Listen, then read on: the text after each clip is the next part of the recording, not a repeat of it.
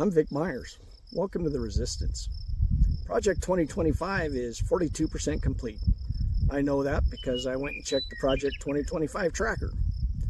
One of the really horrible things in Project 2025 is to end no-fault divorce throughout the country.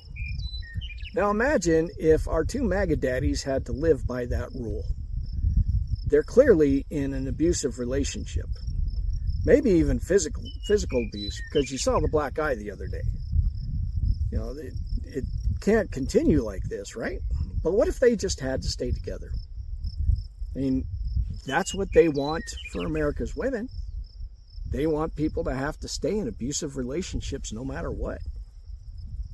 Yeah, but they won't. They'll be able to finalize their divorce here pretty soon. And when they do, what about the kids? Who gets the kids? How do they choose between MAGA Daddy Don and MAGA Daddy Elon? I mean, and yes, I can't help it. This is Pride Month, and that visual it's funny. Anyway, when I was a kid, I had to choose at 12 years old. Do I go and live with Dad or do I stay with Mom? And I did it by making 2 columns. And I wrote down the pros and cons of staying with Mom, the pros and cons of moving in with Dad. I think I made an all right choice because I think I turned out okay. But how do the MAGA kids choose?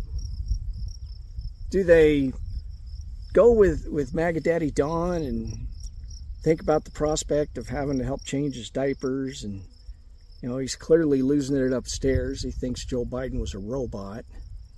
And he's getting harder and harder to deal with. You don't really want him to come over at dinner time. And the fact that we know he's not going to be around for much longer, I mean, that's pretty set in stone. So there's that. But on the other hand, if they choose MAGA Daddy Elon, well, ooh, there's that substance abuse problem, right? I mean, he's going to crash and burn sooner or later. His value's going down real fast. I mean, he might not be able to put food on the table if you choose MAGA Daddy Elon. I don't know. I feel bad for the kids in the real world who have to make that choice, haven't been through it. But when it comes to which MAGA daddy gets the kids, I've got to admit, I'm kind of enjoying it. Good day.